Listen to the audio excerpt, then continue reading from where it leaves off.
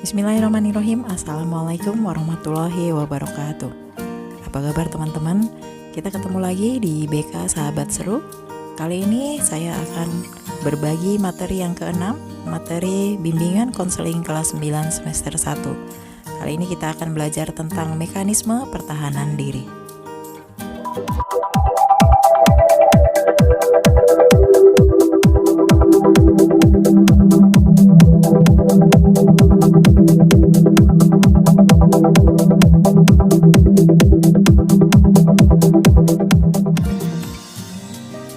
Oke teman-teman, untuk yang pertama kita akan melihat pengertian dari mekanisme pertahanan diri.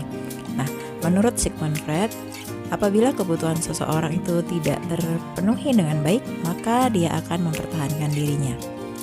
Freud juga merupakan seorang Australia pendiri aliran psikoanalisis dalam bidang ilmu psikologi. Ini menggunakan istilah mekanisme pertahanan diri untuk menunjukkan proses tak sadar yang melindungi si individu dari kecemasan melalui pemutarbalikan kenyataan. Pada dasarnya, strategi-strategi ini tidak mengubah kondisi objektif bahaya dan hanya mengubah cara individu mempersepsikan atau memikirkan masalah itu. Nah, berikut ini beberapa mekanisme pertahanan diri yang biasa terjadi dan dilakukan oleh sebagian besar individu, terutama para remaja yang sedang mengalami pergulatan yang dahsyat dalam perkembangannya ke arah kedewasaan. Dari mekanisme pertahanan diri ini, diantaranya dikemukakan oleh Freud. Berikut ini adalah bentuk atau jenis dalam mekanisme pertahanan diri. Yang pertama adalah represi atau repression. Nah, ini adalah mekanisme di mana seseorang yang memiliki keinginan-keinginan, impuls-impuls pikiran, kehendak-kehendak yang tidak sesuai dan mengganggu kebutuhan atau motivasinya disingkirkan dari alam sadar dan ditekan ke dalam alam bawah sadar. Secara tidak sadar, seseorang menekan pikiran-pikiran yang tidak sesuai atau menyedihkan keluar dari alam sadar ke alam tak sadar. Repression yang terus-menerus akan menjadi tumpukan kekecewaan sehingga menjadi kompleks terdesak.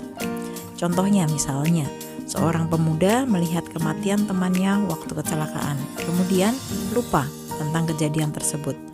Lupa ini disebut amnesia yang psikogenik. Bila lupa karena gegar otak, maka disebut amnesia organik. Kemudian yang kedua, kompensasi atau compensation. Mekanisme ini di mana seseorang mengabdikan dirinya kepada mengejar suatu tujuan dengan usaha yang lebih giat ke dalam usahanya itu untuk mengatasi rasa kekurangan yang sebenarnya atau yang hanya dirasakan saja. Menutupi kelemahan dengan menonjolkan sifat yang baik dan karena frustasi dalam suatu bidang, lalu dicari kepuasan secara berlebihan dalam bidang yang lain atau kompensasi berlebihan. Kompensasi dilakukan terhadap perasaan kurang mampu atau inferior. Contohnya adalah anak yang tidak pandai di sekolah menjadi anak jagoan atau ditakuti oleh teman-temannya. Kemudian yang ketiga, konversi atau conversion. Mekanisme ini di mana konflik emosional memperoleh ekspresi luar melalui manifestasi motorik, sensorik, dan somatik. Contohnya adalah saat stres menjadi mudah marah, teriak-teriak, atau berolahraga. Yang keempat adalah penyangkalan. Proses mekanisme di mana seseorang menghindarkan kenyataan yang menimbulkan sakit dan rasa cemas dengan secara tidak sadar menyangkal adanya kenyataan.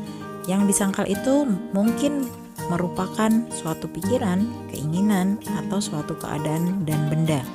Menyangkal realitas yang menimbulkan rasa takut, sakit, malu, atau cemas. Contohnya adalah seorang ibu tidak mau menerima bahwa anaknya terbelakang mental, sehingga anak tersebut dititipkan pada saudaranya yang jauh. Yang kelima yaitu memindahkan atau displacement. Proses mekanisme ini di mana emosi-emosi yang tertahan diberikan tujuan yang lain ke arah ide-ide, objek-objek, atau orang lain daripada ke sumber primer emosi. Luapan emosi terhadap seseorang atau objek dialihkan kepada seseorang atau objek yang lain.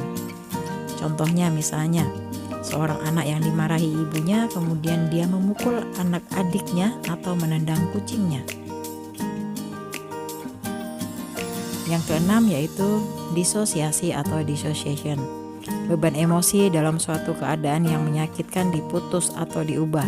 Mekanisme di mana suatu kumpulan proses-proses mental dipisahkan atau diasingkan dari kesadaran dengan bekerja secara merdeka atau otomatis. Afek dan emosi terpisah dan terlepas dari ide, situasi, objek, misalnya pada selektif amnesia. Contohnya, rasa sedih karena kematian seseorang kekasih dikurangi dengan mengatakan sudah nasibnya atau sekarang ini sudah tidak menderita lagi. Kemudian yang ketujuh yaitu fantasi atau fantasi atau hayalan atau image. Suatu proses melamun atau menerawang atau tindakan berhayal untuk memberikan pelarian dari kenyataan dengan kepuasan diperoleh dan pencapaian-pencapaian kenikmatan yang bersifat hayal atau mati sebagai pahlawan yang tidak berdosa. Contohnya, seorang anak yang kurang pandai lalu berhayal dirinya menjadi bintang pelajar. Selanjutnya yang ke-8, identifikasi atau identification. Suatu mekanisme di mana seseorang mempertinggi harga dirinya dengan mempolakan dirinya serupa dengan orang lain atau tabiat-tabiatnya meniru orang lain. Menambah rasa harga diri dengan menyamakan harga dirinya seperti seseorang atau suatu hal yang dikaguminya. Contohnya, seorang anak yang bersolek atau berdandan seperti ibunya atau malah bersolek seperti bintang iklan. Kemudian yang ke-9, introyeksi atau introjection. Proses di mana seseorang mengambil ke dalam struktur egonya sendiri, semua atau sebagian dari kepribadiannya sendiri. Contohnya misalnya, seorang anak yang membenci seseorang tapi memasukkan ke dirinya sendiri, hingga jika ia kesal ke orang tersebut, ia akan memukuli dirinya sendiri. Selanjutnya yang ke-10 yaitu negativisme. Proses perlawanan yang aktif atau pasif terhadap permintaan-permintaan yang ditujukan kepada seseorang. Negativisme aktif kalau seseorang berbuat kebalikan dari apa yang diminta darinya. Negativisme pasif kalau ia menghindarkan apa yang diharapkan daripadanya. Contohnya, seorang anak yang disekolahkan tidak sesuai dengan minatnya, maka ia sering bolos hingga prestasinya menjadi kurang. Kemudian yang ke-11, proyeksi atau projection.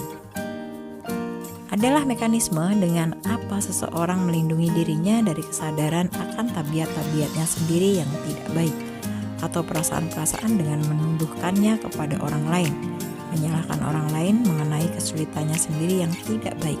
Contohnya misalnya, seorang murid tidak lulus lalu mengatakan gurunya sentimen kepada dia.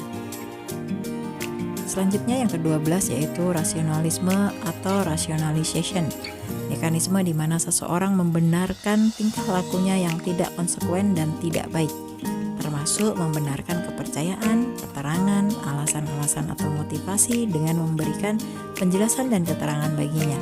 Berusaha untuk membuktikan bahwa perbuatannya atau yang sebenarnya tidak baik dianggap rasional adanya, dapat dibenarkan dan dapat diterima. Contohnya, seorang anak menolak bermain bulu tangkis dengan temannya karena kurang enak badan dan besok ada ulangan, padahal karena takut kalah.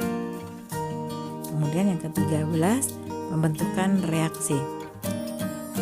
Proses di mana seseorang mengambil ke dalam struktur egonya sendiri semua atau sebagian dari suatu objek yang kemudian dianggap sebagai suatu unsur dari kepribadiannya sendiri.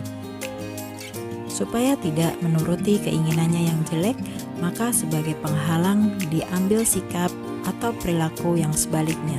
Sebagai contoh misalnya seorang mahasiswa yang bersikap hormat secara berlebihan terhadap dosen yang sebenarnya ia tidak sukai. Selanjutnya yang ke-14, regresi atau regression. Ini adalah keadaan di mana seseorang kembali ke tingkat yang lebih awal dan kurang matang dalam adaptasi. Bentuknya yang ekstrim adalah tingkah laku infantile atau kekanak-kanakan, keadaan seseorang yang kembali ke tingkat perkembangan yang sebelumnya dan kurang matang dalam adaptasi. Ini sebagai contoh misalnya, seorang anak yang sudah tidak ngompol mendadak menjadi ngompol lagi karena cemas mau masuk sekolah atau mulai menghisap jempol lagi setelah ia memiliki adik, karena merasa perhatian ibunya terhadap dirinya berkurang. Selanjutnya yang ke-15 adalah sublimasi atau sublimation. Proses dengan apa kehendak-kehendak tidak sadar dan tidak dapat diterima disalurkan menjadi aktivitas yang memiliki nilai sosial yang tinggi. Dorongan atau kehendak-kehendak yang tidak dapat disalurkan menjadi aktivitas yang memiliki nilai sosial. Sebagai contoh, misalnya seseorang tidak suka berkelahi, kemudian ia menjadi atlet petinju. Selanjutnya yang ke-16 yaitu menghapuskan. Mekanisme di mana seseorang secara simbolis melakukan kebalikan sesuatu yang telah dikerjakannya atau pikiran yang tidak dapat diterima oleh egonya dan masyarakat. Dia secara simbolis menghapus pikiran, perasaan, atau keinginan yang tidak dapat diterima egonya atau masyarakat. Contohnya, seorang suami yang berselingkuh lalu ia memberi bermacam-macam hadiah kepada istrinya.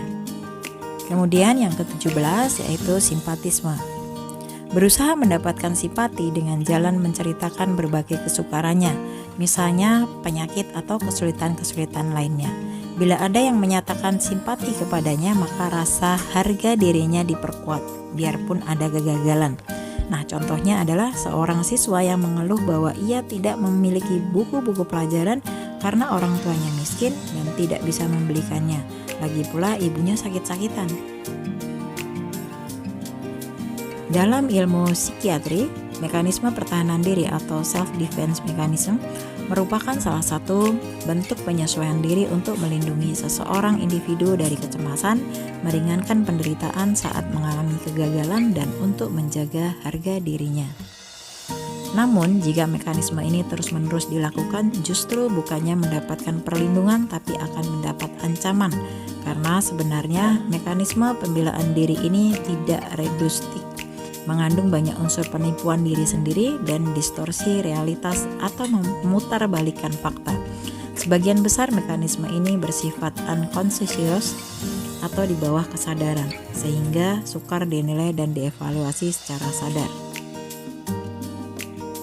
Baik teman-teman, berikut tadi materi tentang mekanisme pertahanan diri. Mudah-mudahan materi ini bermanfaat untuk kita semua.